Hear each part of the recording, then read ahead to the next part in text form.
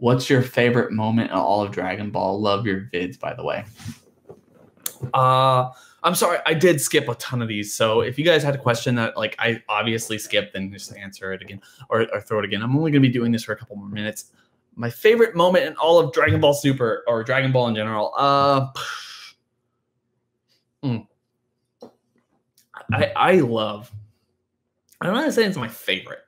I just want to kind of say, oh, yes, I do have a favorite. I've always had a favorite. There's a moment.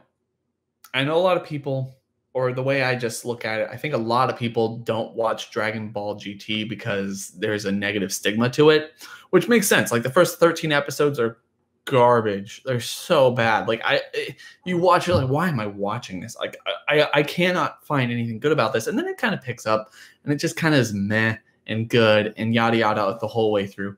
But there is an amazing moment in Dragon Ball, especially GT, where when everything builds on itself to the point where that's a great moment. It's not only the best moment in the series, it's also Vegeta's best moment. So Goku's done. Omega has pummeled him into the ground. Goku's done. That's where a lot of people think that Goku actually died, and the planet's going to explode. Yada yada yada. And Goku and they're all running away because they're like, oh man, like we just need to like get out of here because we can't beat this guy. And he obviously the destruction of the planet is not going to beat him. He's just going to destroy us. Yada yada yada. So they're all trying to leave. And Vegeta just steps there and he's like, I've already had one planet blow up. It's like, I've already lost one planet. I can't lose this one. And he tells everyone, he just stops and he tells everyone, he's like, I'm going to go and buy you as much time as I possibly can. Trunks, take your mother, go to her spaceship and get to the, and get there, and leave. And Goten and Gohan is like, it's your job to finish the fight that your father couldn't. And then he freaking rushes back to fight Omega, right? And everyone else follows him. And it's just like, that is like the epitome of what Dragon Ball should be. That is like, all hope is lost. There's nowhere, we're not coming back from this, but we're not going to surrender. We're not going to leave.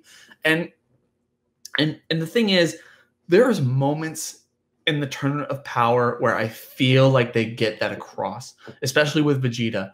But really, I feel like they drop the ball so much. I mean, when Goku went in Ultra Instinct, yeah, but they dropped the ball. Another great moment from Dragon Ball is, and this is a dub thing too, which is weird, but it is a dub thing.